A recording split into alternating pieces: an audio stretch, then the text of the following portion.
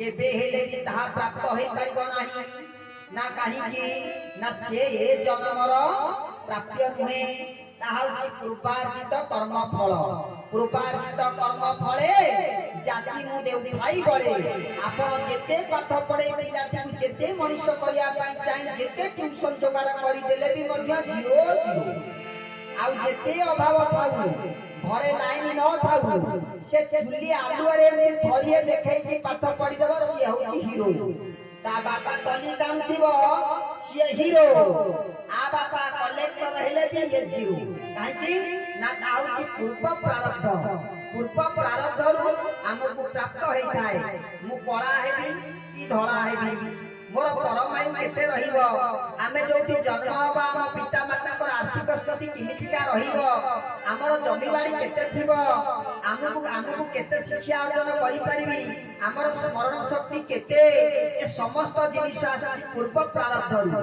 आमे एठी चली मुंड बाड़ेबा होची एक पागल आमिर काम आउ ये होची मनुष्य पई दुख आउ भगवान कोथरे दुख प्रकाश करंती ना एथि पई भगवान को ऊपर दाई लगे दिए भगवान को ऊपर मनुष्य दाई कर दिए कहबे ए ठाकुरे एते डाकी डाकी तते गुहारी कली मोरी आखिया गरे से लोकटा घु घु गिरी बढ़ी जाउची मु काई कि दिनु को दिन छिड़ी जाउची तू हो नाटर गोवर्धन तू पक्षपातता करूचु तू आड़ आखिरे मते टिके चाहुनाउ दुख प्रकाश करंती प्रभु तळक मुह करि दियंती भांगी पड़ती निजको निजे से जानिचंती आमे काहाकु दउनाउ जिए जहा पाउचंती तांकर करिथिबा कर्मर फलस्वरूप से स्वरूप से माने पाउचंती आमे काहाकु पक्षपात करूनाउ आमे जदी पक्षपात करूथांतु ताले आम बापा हमकु राम राम डाकी मरि न थांते सेदिन से श्रवण कुमार रो बापा पदिए कथा कहि देले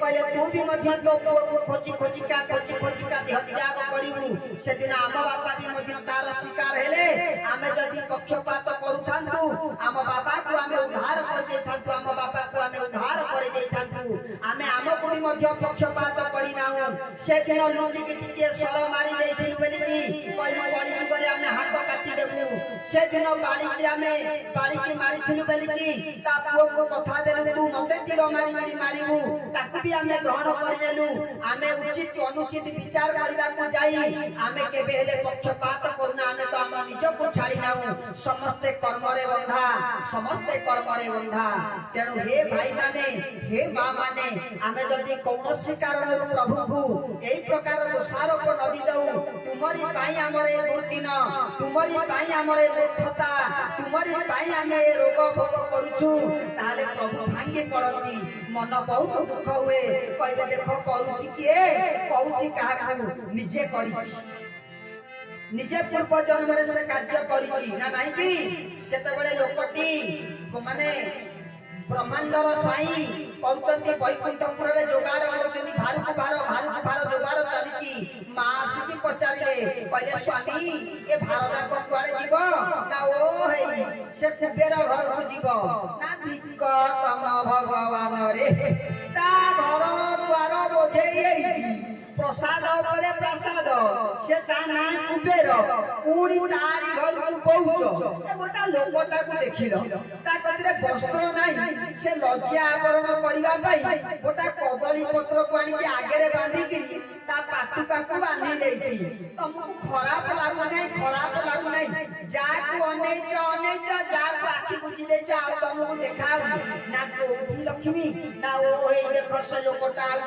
लज्जा आवरण करिवा गोटा कदली पत्र आगे ढाकी देछि जेते बेले प्रभु देखि नेले प्रभु संगे संगे पवन को आज्ञा देले कहले ए पवन तत्क्षण एक सेकंड भीतर जाई केते जोरे कहि दिबु तार बंधाई थिबा लज्जा आवरण पई से पत्रटा को छिड़े ले दिबु बोलिए जगन्नाथ स्वामी की जय से पवन दूत बदले गला छिड़े नहीं पड़े गला मां लक्ष्मी अनेचती कहली स्वामी ये कौन हैला मोरी पई यदि को भोगिला बिचरा पत्र घरे यदि जाउतला भलो थिला काई कि तुमको देखैली स्वामी कहले नाही तुम देखैछ भलो करिछ तुम सिना ता पई व्यस्त होउछ से तार करिथिबा कर्मर फल भोग करूची ना कोन एमिति करिछि कि संगे संगे चित्रगुप्त को डाकी देले আজি সিনা সিসি ক্যামেরা আমি কলি যুগরে দেখিলে ঘরে শোইছে যদি দাঁড়ু দিয়ে বল খোলি নেই গলা ঠিক আছে চেক করে দিও না নাই কি সাঙ্গে সাঙ্গে ক্যামেরা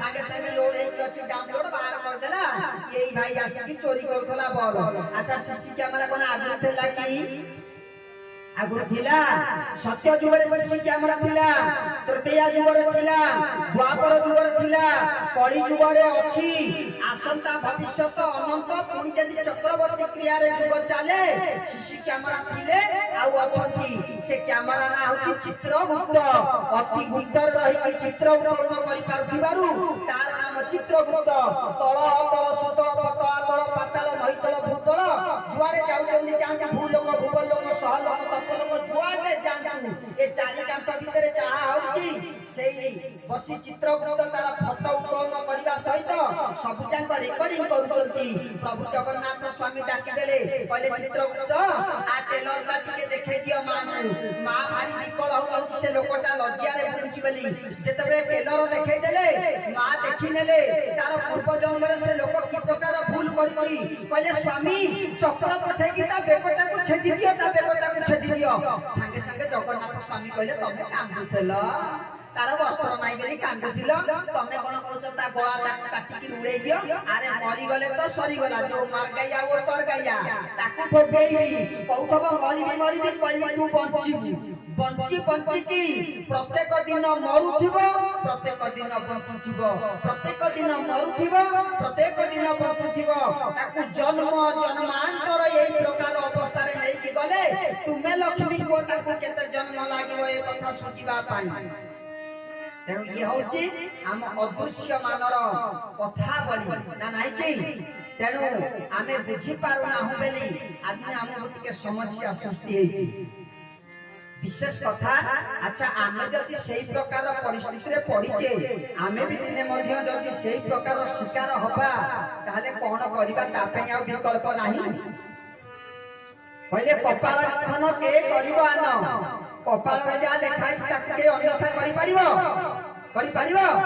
এই করি পারিব নাই আমি কইছো হ্যাঁ করি পারিব এ বিশ্ব দরবারକୁ বার্তা দউଛୁ কপাଳରେ যাহা লেখা আছে তাকে বি ମଧ୍ୟ আড়াই দেই পারিব তাকে বি ମଧ୍ୟ আড়াই দেই পারিব যাহাକୁ জগন্নাথ দাস ওড়িয়া ভাগবତରେ কহিলে কইলে কর্ম কার্পণ্য ধন্য বলে কর্ম কার্পণ্য ধন্য বলে কি পাও সাধ্য মহি তলে রাধে গোবিন্দ গোবিন্দ গোবিন্দ গোবিন্দ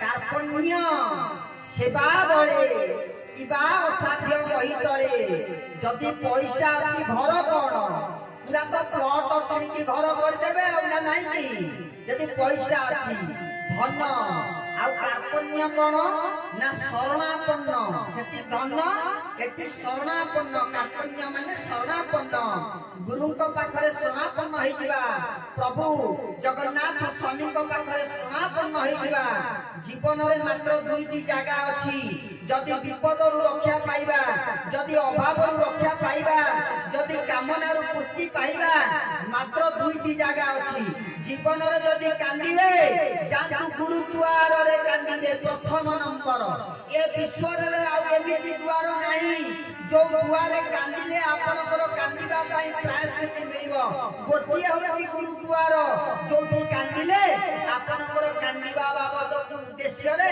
ସେ ପୂର୍ତ୍ତି ନିଶ୍ଚିନ୍ତ କରିବେ ପୂରଣ କରିବେ ପ୍ରଥମ ହେଉଛି ଗୁରୁଦ୍ୱାର ଦ୍ୱିତୀୟରେ ହେଉଛି ସିଂହଦ୍ୱାର ଜୀବନ ବିତିଗଲେ କେହି ଜଣେ ଧନୀ ଲୋକ ଭାବି ତା ପାଖରେ କାନ୍ଦ ନାହିଁ ତାଙ୍କର ସିନା ଦେଖୁଛ ଏଡେ ବଡ କଥା ଭିତରେ ଭାରି ଗୁମର କଥା ଯେଡ଼ିକି ବାଉଁଶ ସେଡ଼ିକି ପୋଲ ତମର ସିନା 5 ଟଙ୍କାର ଆବଶ୍ୟକ ଅଛି, ତାର 5 କୋଟିର ଆବଶ୍ୟକ ଅଛି। ତା ପାଖରେ କାନ୍ଦିଲେ ଦିନେ କାଇଦା ଦେଖି, ଦିନେ ସମୟ ସୁବିଧା ଦେଖି ବେକ ସଣ୍ଡାରେ ଦେଇଦେବ, ପରିହାସ କରିବ, ଉପହାସ କରିବ। ଜୀବନର ଯଦି କାନ୍ଦିବାରେ ଅଛି, ଜୀବନର ଯଦି ମାଗିବାର ଅଛି, ଜୀବନର ଯଦି ଗୁହାରି କରିବାର ଅଛି, ମାତ୍ର ଦୁଆର ଦୁଇ, ଗୋଟେ ଗୁରୁଦ୍ୱାର, ଗୋଟେ ସିଂହ ଦ୍ୱାର ବୋଲି କେଶବ ନାରାୟଣ କି। ତେଣୁ ଯଦି କାନ୍ଦିବା ଆମେ ସେଇଠି କାନ୍ଦିବା। ତେଣୁ କରିଥିବା କର୍ମ ଫଳ ଆମେ ଯାହା କରିଛେ ତାକୁ ଆମେ ଭୋଗ କରିବାକୁ ପଡିବ। ଆମେ ନିଶ୍ଚିତ ଭାବରେ ଭୋଗ କରିବା। ଯଦି ଭୋଗ କରିବା ତାହେଲେ ଏଠି ବସିବା କାହିଁକି? ଆଜି ଏଠି ବସିଛେ ମାନେ ଆଜି ସେ ପରିସ୍ଥିତି କି ଆଡ଼େଇବା। ଆମେ ପୂର୍ବ ଜନ୍ମରେ କଣ କରିଛେ ଜାଣିନାହୁଁ, କିନ୍ତୁ ଭୁଲ ଅଛି। କେତେବେଳେ ନା କେତେବେଳେ କିଛି ଠୁକର ଲାଗି ଯାଇପାରେ। ସେ ଠୁକରକୁ ଆମେ ବଞ୍ଚିତ ହବା କେମିତି, ତାର ଏକ ସ୍ୱତନ୍ତ୍ର ଉପାୟ ଅଛି। ସେଥିପାଇଁ କହିଲେ ପୂର୍ବାର୍ଜିତ କର୍ମ ଫଳେ ପ୍ରାଣୀ ପାଉଥାଏ ଦଣ୍ଡ, ପରମାତ୍ମା ସେ ବୁଝିଲେ ହୁଏ ଖଣ୍ଡ ଖଣ୍ଡ।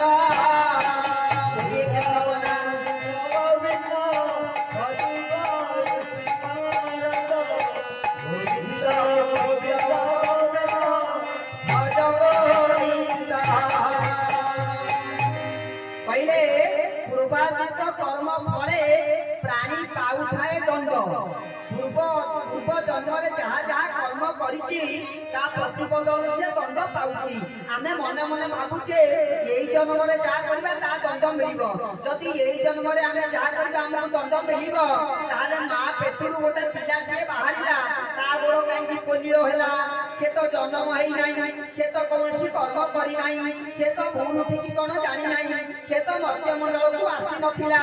ମାତୃଗର୍ଭରୁ ମର୍ତ୍ତ୍ୟମଣ୍ଡଳକୁ ଯେତେବେଳେ ଆସିଲା, ସେ କାହିଁକି ଅନ୍ଧ, ସେ କାହିଁକି ତାର କାହିଁକି ସେ ହାଣ୍ଡିକାପ ପିଲାଟିଏ ଜନ୍ମ ହେଲା? କାହିଁକି ଜନ୍ମ ହଉ ହଉ ମରିଗଲା? କାହିଁକି 7 ଦିନ ପରେ ମରିଗଲା?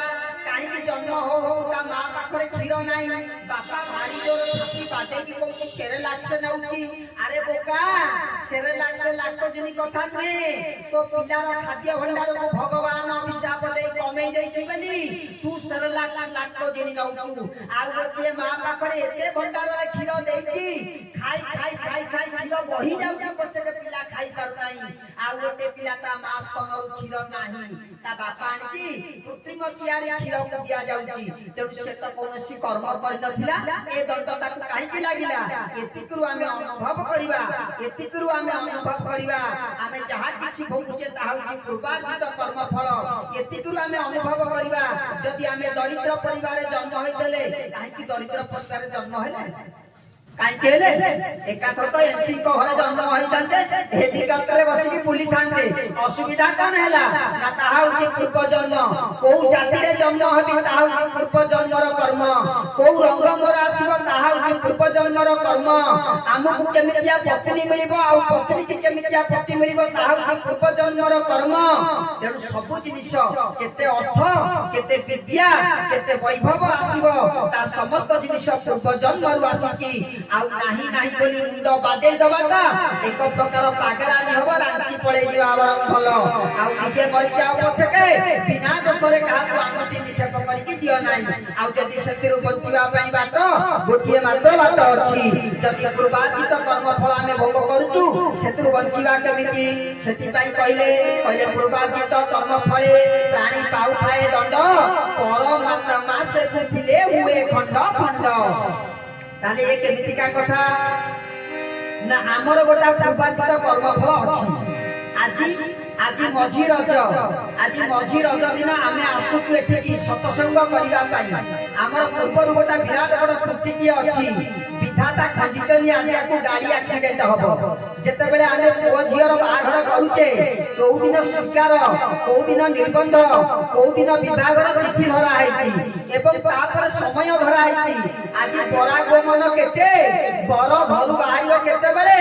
ନା 8ଟା ବାଜି 5 ମିନିଟରେ ବର ପଦାକୁ ପଳେଇ ଆସିବା ଦରକାର। ସମୟ ନିର୍ଘଣ୍ଟ ହେଇଛି। କନ୍ୟା କେତେବେଳେ ଘରୁ ବିଦା ହବ? ନା 12ଟା ବାଜି 15 ମିନିଟ 7 ସେକେଣ୍ଡରେ ପଦାକୁ ବାହାର କରିଦେବ। ଯଦି ତାଙ୍କ ପାଇଁ ସମୟ ନିର୍ଘଣ୍ଟ ହେଇଛି, ତେଣୁ ଆମେ କରିଥିବା କର୍ମ ଫଳ ବାବଦକୁ ଆମକୁ ସବୁ ସମୟ ନିର୍ଘଣ୍ଟ ହେଇଛି ନା ନାହିଁ? ସମୟ ନିର୍ଘଣ୍ଟ ହେଇଛି।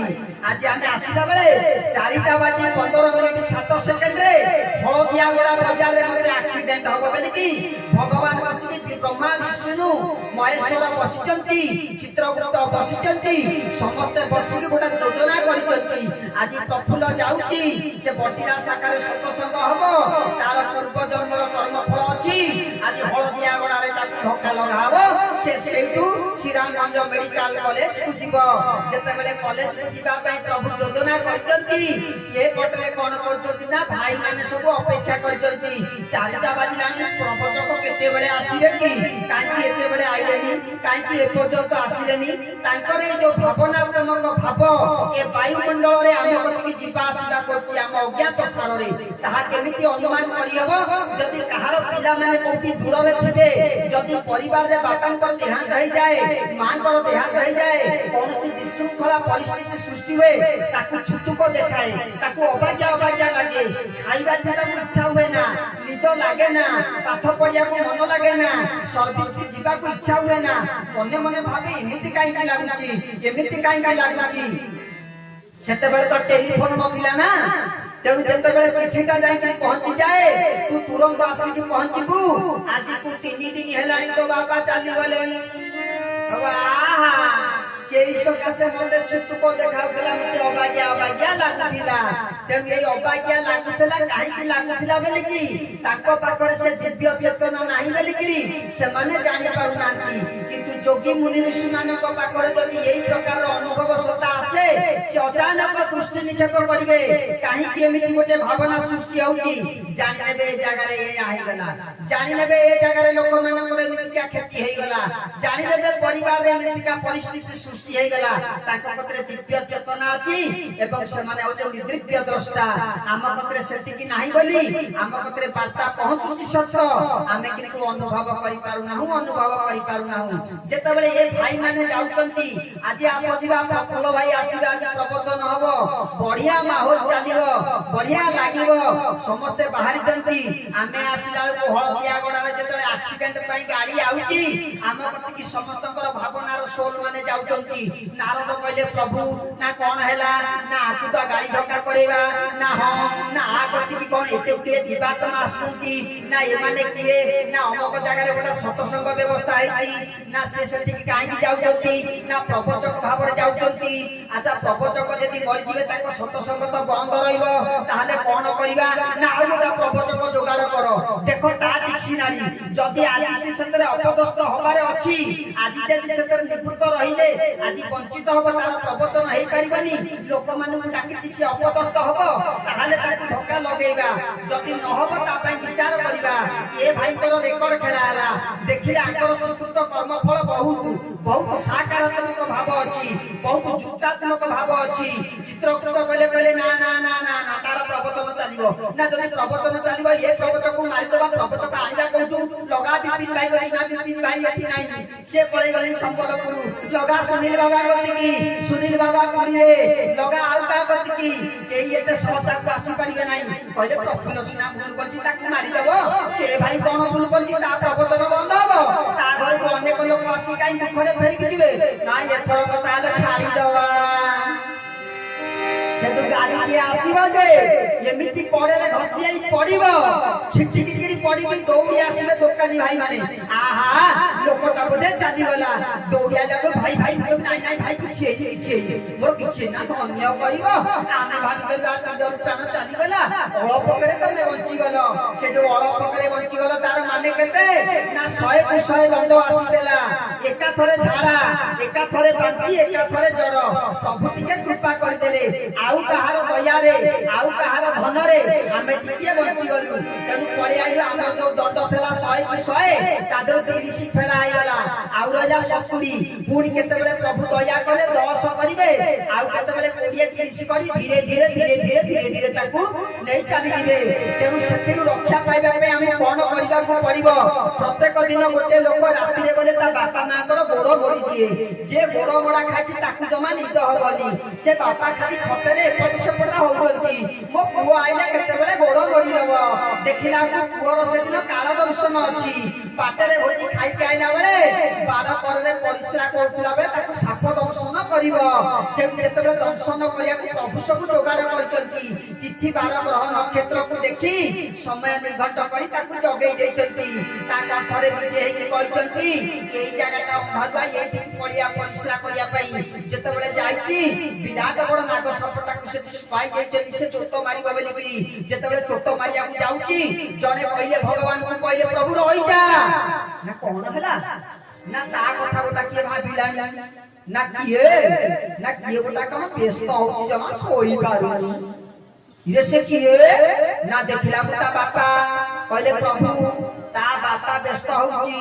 ଆରି କଥା ଭାବୁଛି तार भावना भावनार कोष एठी आसी पहुंचुची जेमते हमें 10टा नंबर को मारी देले अमेरिका रे थिले भी मध्य सेही नंबर कति की जीव एयरलाइन रे सेठी बापा जतबेले भाबुचंती एयरलाइन रे से भावनात्मक सोल जीवासीबा कति की करूची जतबेले आत्मा आसुथिबार देखिले ता बापा भाबुची मो पुओ केतेबेले आसीबो गोड़ को टिके चिपी दबो मो टिके निद होइथिबो सोई पड़िबी तेनु पुओ कोठी साप कामुड़िबो ये एठी नदाई मेडिकल जीव आइदर मरिबो ए दुईटा जो कथा हले हबो जेतेबेले बापांकर सेठ बापांकर अपेक्षा रहिची संगे संगे चित्रगुप्त को डाकिले तत्क्षणांत देख रेकर्ड पत्र आज से ता पुओ सेवार वंचित रहिबो कि नाही देखिले बापार एते सिपुत कर्म फल से पुओर सेवार केबे हेले वंचित रहि पारिबे नाही पचारले प्रभु कोन करिबा ना नाही साप कोइबा दर्शन करिबो खाली कामुडी दबो जाई जे दर्शन करिबा का तारे करिए चढ़ी जीव पाद पकई दबो भूल रे